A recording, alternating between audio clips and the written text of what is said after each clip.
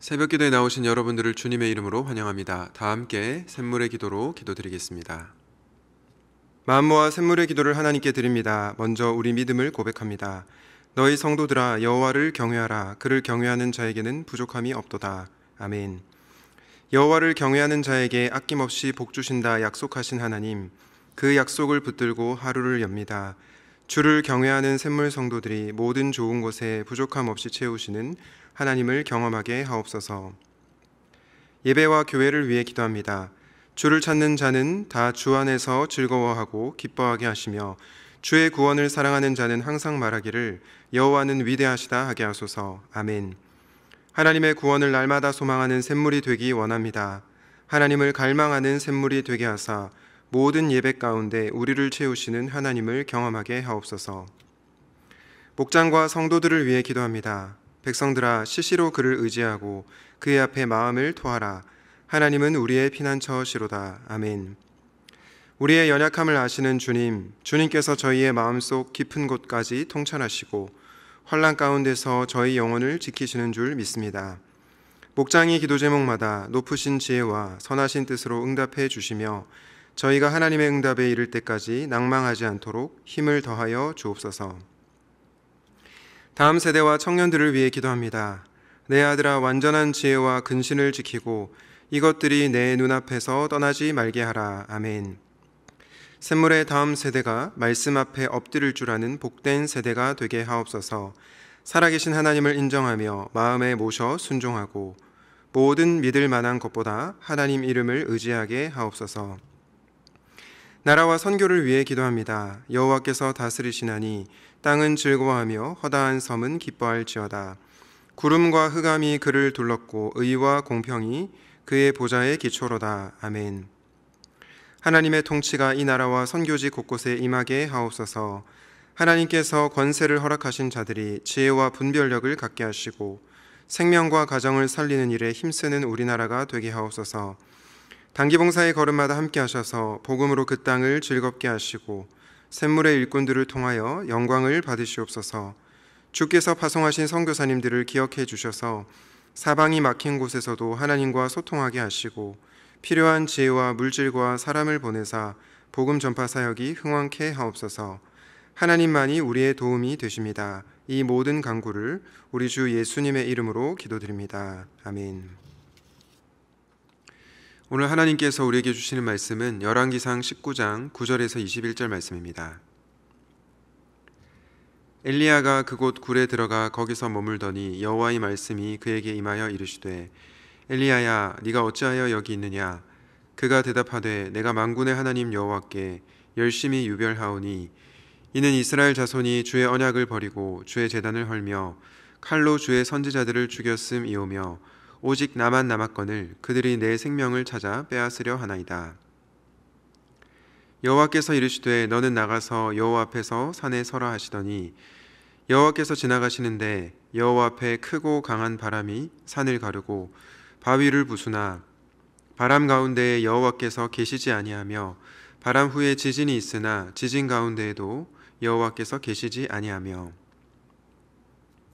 또 지진 후에 불이 있으나 불 가운데에도 여호와께서 계시지 아니하더니 불 후에 세미한 소리가 있는지라. 엘리야가 듣고 겉옷으로 얼굴을 가리고 나가 굴 어귀에 섬에 소리가 그에게 임하여 이르시되 엘리야야 네가 어찌하여 여기 있느냐. 그가 대답하되 내가 만군의 하나님 여호와께 열심히 유별하오니 이는 이스라엘 자손이 주의 언약을 버리고 주의 제단을 헐며 칼로 주의 선지자들을 죽였음이오며 오직 나만 남았거늘 그들이 내 생명을 찾아 빼앗으려 하나이다. 여호와께서 그에게 이르시되 너는 내 길을 돌이켜 광야를 통하여 다메섹에 가서 이르거든 하사엘에게 기름을 부어 아람의 왕이 되게 하고 너는 또 님시의 아들 예후에게 기름을 부어 이스라엘의 왕이 되게 하고 또 아벨 무홀라 사밧의 아들 엘리사에게 기름을 부어 너를 대신하여 선지자가 되게 하라. 하사엘의 칼을 피하는 자를 예후가 죽일 것이요 예후의 칼을 피하는 자를 엘리사가 죽이리라. 그러나 내가 이스라엘 가운데에 7,000명을 남기리니 다 바알에게 무릎을 꿇지 아니하고 다 바알에게 입맞추지 아니한 자니라. 엘리야가 거기서 떠나 사밧의 아들 엘리사를 만나니 그가 12겨릿소를 앞세우고 밭을 가는데 자기는 12째 겨릿소와 함께 있더라. 엘리야가 그리로 건너가서 겉옷을 그의 위에 던졌더니 그가 소를 버리고 엘리야에게로 달려가서 이르되 청하건대 나를 내 부모와 입맞추게 하소서. 그리한 후에 내가 당신을 따르리이다. 엘리야가 그에게 이르되 돌아가라. 내가 너에게 어떻게 행하였느냐 하니라. 엘리사가 그를 떠나 돌아가서 한 겨릿소를 가져다가 잡고 소의 기구를 불살라 그 고기를 삶아 백성에게 주어 먹게 하고 일어나 엘리야를 따르며 수종 들었더라. 오늘은 영혼의 동굴에서 나오는 법, 영혼의 동굴에서 나오는 법이라는 제목으로 말씀을 전하겠습니다. 우리는 어제 본문을 통해서 영적 침체를 겪고 있는 엘리야, 그리고 먹을 것과 마실 것으로 그를 위로하시는 하나님의 모습을 보았습니다. 엘리야는 그것으로 인해서 힘을 내어 밤낮 40일을 걸어서 호렙산에 도착하게 되었죠. 그리고 그곳에 있는 동굴에 들어가게 됩니다. 그 동굴에서 엘리야가 하나님과 대화 나눈 본문이 바로 우리가 읽은 본문입니다. 그런데 하나님께서 이전 본문에서 엘리야를 위로하여 주셨음에도 불구하고 엘리야는 여전히 영적 침체에 빠져 있는 모습을 보게 됩니다. 이런 측면에서 저는 그가 문자적으로만 동굴에 들어간 것이 아니라 어쩌면 영혼의 동굴에서 나오지 못하고 있는 것은 아닐까, 그런 생각이 들었습니다. 사실 우리도 살다 보면 그럴 때가 있지 않습니까? 저와 여러분도 힘든 일을 겪을 때 영혼의 동굴에 갇혀서 나오지 못할 때가 덜어 있다라는 것입니다. 참 감사한 것은 하나님께서 우리에게 바로 그 동굴에서 나오라고 하시지 않는다는 것입니다. 우리가 영혼의 동굴에서 때로는 하나님께 하소연하기도 하고 항변하기도 하고 신음하기도 하는 그 시간을 가지도록 우리 하나님께서 인격적이셔서 허락해 주신다는 것입니다. 이런 점에서 저는 우리 하나님이 참 좋으신 분이다라는 생각이 듭니다. 그럼에도 불구하고 우리는 언젠가 영혼의 동굴에서 나와야 합니다. 그렇다면 우리는 어떻게 영적 침체에 빠졌을 때 영혼의 동굴에서 나올 수 있을까요? 오늘 본문을 통해 묵상하실 때 혹시 여러분 가운데 영혼의 동굴에 계신 분이 있다면 그 동굴에서 나오게 되는 은혜가 있으시길 주님의 이름으로 축복합니다. 영혼의 동굴에서 나오는 법, 첫 번째는 반쪽 진실만을 믿지 말라라는 것입니다. 반쪽 진실만을 믿지 말라. 열왕기상 19장 9절과 10절입니다. 엘리야가 그곳 굴에 들어가 거기서 머물더니 여호와의 말씀이 그에게 임하여 이르시되 엘리야야 네가 어찌하여 여기 있느냐. 그가 대답하되 내가 만군의 하나님 여호와께 열심히 유별하오니 이는 이스라엘 자손이 주의 언약을 버리고 주의 제단을 헐며 칼로 주의 선지자들을 죽였음이오며 오직 나만 남았거늘 그들이 내 생명을 찾아 빼앗으려 하나이다. 여러분, 하나님께서 동굴에 들어가 침체에 빠져있는 엘리야에게 다시 찾아오시죠. 그리고 엘리야야 네가 어찌하여 여기 있느냐라고 질문하십니다. 그때 엘리야는 자기의 입장에서 항변을 하죠. 자신은 하나님만을 열정적으로 섬겼지만 다른 이스라엘 자손은 주님의 언약을 버렸다라고 그렇게 고백을 합니다. 그런데 여러분, 이 엘리야의 고백이 과연 정말 진실일까요?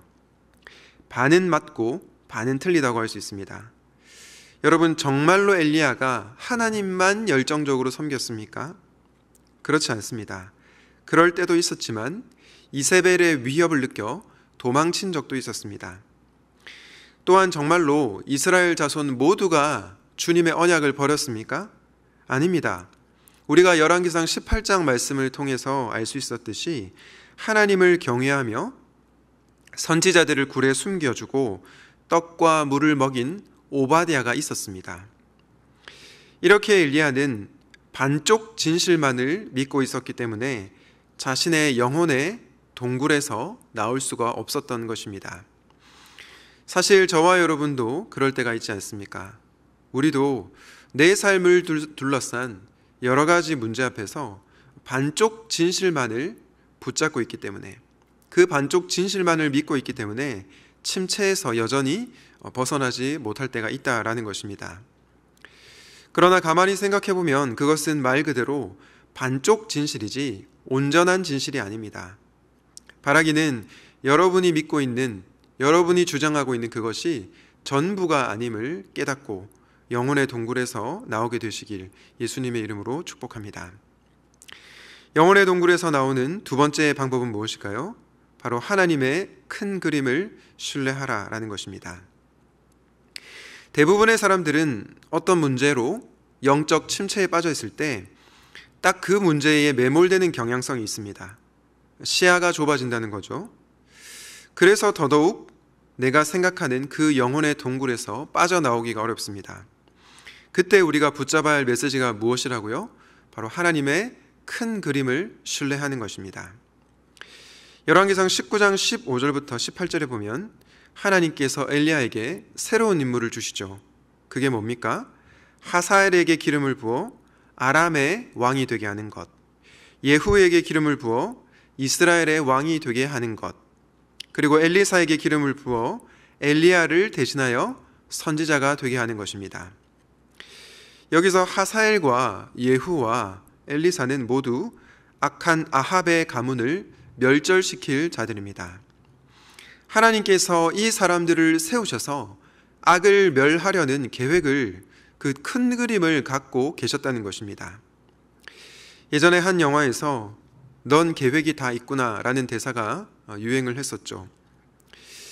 마찬가지입니다. 어려운 가운데서 우리 하나님은 큰 계획, 큰 그림이 있으시다는 것입니다. 그럼에도 불구하고 우리는 그 하나님의 큰 그림을 신뢰하지 못해서 영적 침체에서 나오지 못할 때가 있다라는 것입니다. 요한복음 11장에 나사로가 죽게 되죠. 그 절망적인 사건 앞에서 마르다가 어떻게 반응합니까? 요한복음 11장 21절에 보면 이렇게 반응하고 있습니다. 마르다가 예수께 여짜오되 주께서 여기 계셨더라면 내 오라버니가 죽지 아니하였겠나이다. 여러분, 마르다의 정서가 어떻습니까? 뭔가 복합적인 감정이 묻어나지 않습니까? 주님이 계셨으면 제 오라버니는 죽지 않았습니다. 서운함도 느껴지고요, 아쉬움도 느껴집니다. 약간은 자포자기하고 싶은 그런 마음도 있습니다.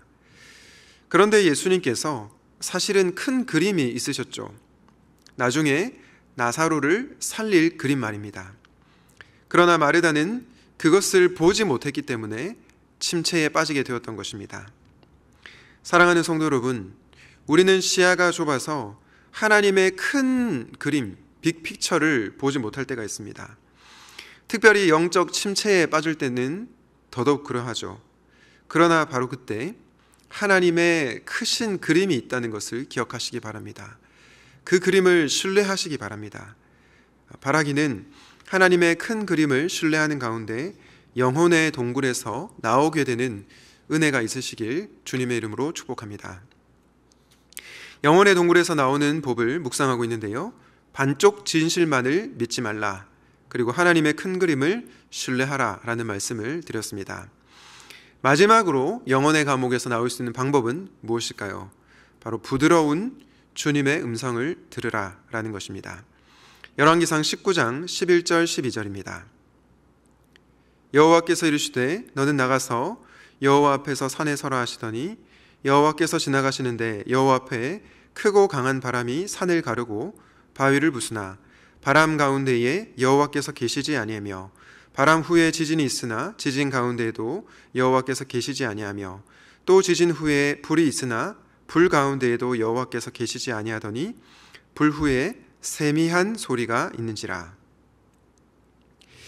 여러분, 하나님께서 지금 엘리야를 어떻게 찾아오십니까? 강한 바람으로 찾아오지 않습니다. 바위를 부수거나 지진으로 찾아오지도 않습니다. 불 가운데 찾아오지도 않고요, 불 후에 세미한 소리로 찾아오고 계십니다. 새번역 성경은 이 세미한 소리를 이렇게 번역하고 있습니다.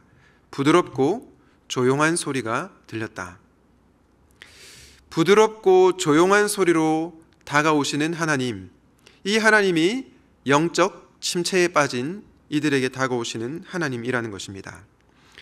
저는 이 하나님께서 영혼의 동굴에 갇혀 있는 자들을 불러내신다고 믿습니다. 최근에 방영하고 있는 미지의 서울이라고 하는 드라마가 있는데요.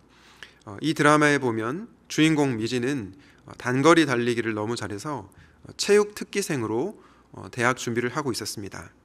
그러던 어느 날 갑자기 사고를 당하면서 다리를 심하게 다치면서 더 이상 달리기를 못하게 됩니다. 이 큰 좌절 앞에 주인공은 침체되어서 학교에 가지도 않고 아무도 만나지 않고 무려 3년간을 집안에 갇혀 지냅니다. 엄마는 미지를 보면서 3년 동안 집 밖을 나가지 않는 걸 보면서 이제 더 이상 그만하고 정신 좀 차려라고 호통을 칩니다. 그런데도 미지는 여전히 회복되지 않고 집안에 갇혀 있습니다. 그러다가 미지가 세상 밖으로 나오게 되는 계기가 있었는데요. 바로 따뜻하게 부드럽게 위로하시는 할머니의 말 때문이었습니다. 이 할머니는 미지의 마음을 그 누구보다도 잘 헤아리는 분이셨습니다. 할머니는 자신을 쓰레기라고 생각하는 방 안에 갇혀 지내는 미지를 향해서 이렇게 얘기를 합니다. 사슴이 사자 피해 도망치면 쓰레기야? 소라게가 잡아먹힐까봐 숨으면 겁쟁이야? 다 살려고 싸우는 거잖아. 미지도 살려고 숨은 거야. 앞만 모양 빠지고 추저분해 보여도 살자고 하는 짓은 다 용감한 거야. 이 할머니의 부드러운 음성이 침체에 빠져 방 안에 갇혀있던 미지를 세상 밖으로 불러낸 것입니다. 저는 엘리야를 향해 부드럽고 조용한 목소리로 말씀하시는 하나님도 이 할머니와 같다고 생각합니다. 사랑하는 성도 여러분, 혹시 힘든 일로 영적 침체에 빠져 있습니까? 그래서 여러분의 영혼의 동굴에 갇혀 있습니까?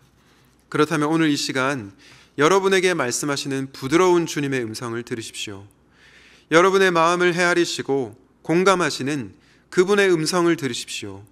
그 음성을 듣고 여러분의 영혼의 동굴에서 나오게 되는 은혜가 있으시길 예수 그리스도 이름으로 축복합니다. 말씀을 맺겠습니다.